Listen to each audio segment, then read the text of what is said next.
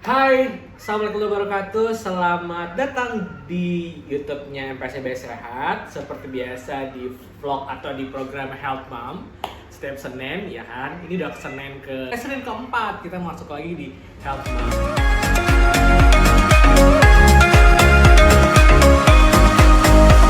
Video ini aku akan bahas sesuatu yang berhubungan dengan yang lagi ramai beberapa hari terakhir ini, kontroversi pro kontra tentang berjemur di pagi hari jam 10 pagi.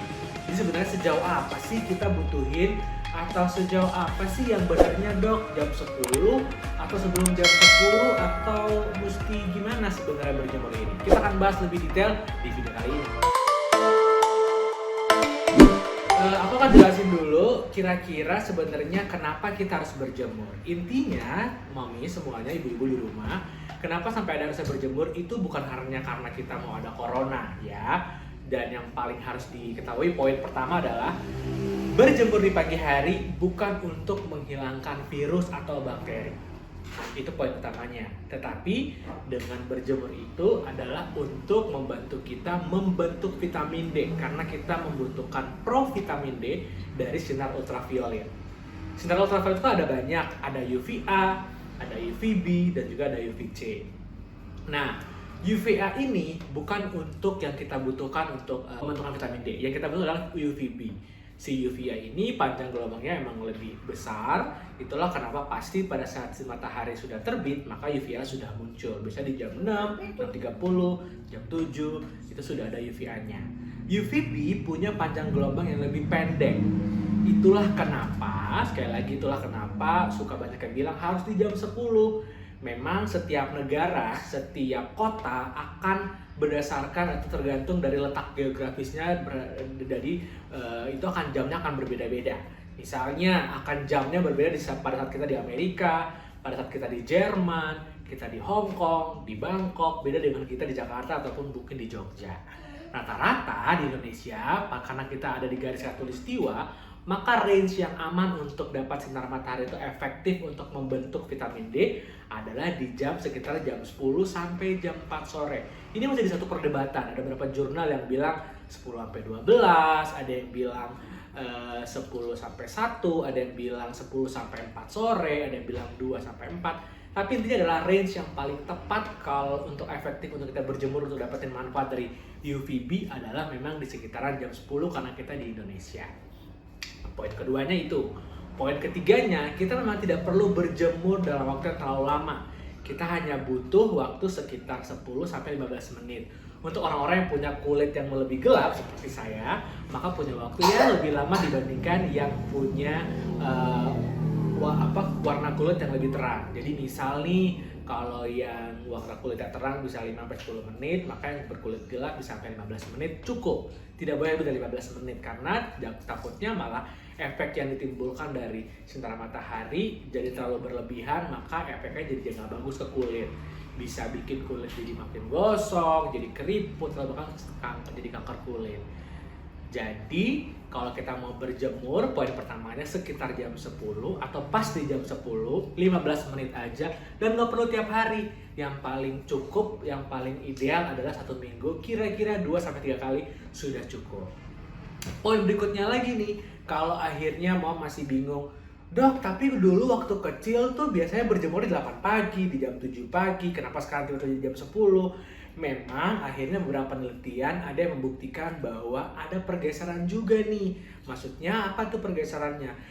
Iklim kita, terus sekarang global warming dan lain-lain membuat akhirnya ada tingkat di mana dari si kualitas UV juga pasti akan berbeda. Nah, tapi beberapa jurnal itu sepakat bahwa tetap di jam 10, apa yang kita di Indonesia nih, itu udah cukup banget untuk dapatin efek dari UVB. Nah, kalau UVA, kita juga punya efek gak bagusnya. UVA itulah akhirnya yang membuat kita jadi kusam, terus kita jadi kulitnya jadi wrinkle gitu, dari sel kanker. Nah, kalau UVB ini kalau kita berlebihan, efeknya jadi kita ngerasa perih, jadi sunburn. Itulah kenapa 15 menit sudah cukup, karena kalau lebih dari 15 menit takutnya efek yang buruk yang ditimbulkan. Kurang lebih itu yang bisa aku jelaskan. Jadi bukan untuk menghilangkan infeksi virus dan bakteri, tapi berjemur itu efeknya adalah untuk kita membantu tubuh membentuk vitamin D supaya vitamin D itu terbentuk dengan harapan imunitas jadi bagus. Fungsi-fungsi vitamin D nanti akan kita tulis di detailnya di sini, tapi yang pasti salah satu fungsinya adalah untuk sistem imun kita yang saat ini kita lagi butuh banget lebih stabil dan lebih sehat. Nah, itu kurang lebih penjelasan yang bisa aku jelasin seperti itu. Sekarang kita masuk ke beberapa pertanyaan yang memang sudah ditanyakan juga dari Mommy ke akunnya MPSI Sehat. Beberapa kalau yang udah kejawab yang aku jelasin gak aku jawab lagi ya. Dok, yang pertama.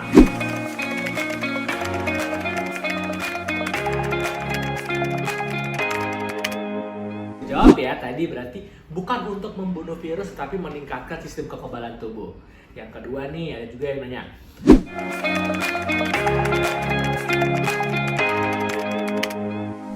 Tadi kita udah jelasin jam-jamnya, jadi kalau subuh kan gak ada mataharinya, jadi harus sekitaran jam 10. Walaupun memang akhirnya bisa sampai jam 12, jam 1, tapi kita ambil jam yang kira-kira cukup efektif dan tidak punya efek banyak yang buruk kepada kulit kita. Jadi sekitaran jam 10 itu fakta. Yang berikutnya lagi nih.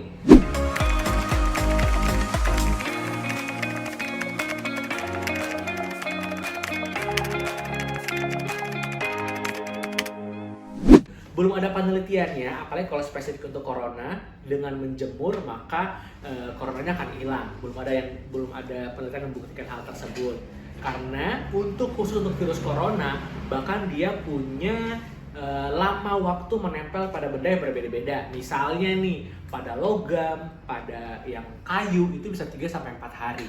Itulah kenapa pentingnya bukan menjemur benda, tetapi pentingnya mencuci tangan dengan sabun. Biar apa? Biar pada kita menggunakan kita menyentuh benda-benda tersebut, kita tidak bisa kena virus dan juga bakteri yang menempel di benda tersebut. Oke, kita lanjutkan lagi ya.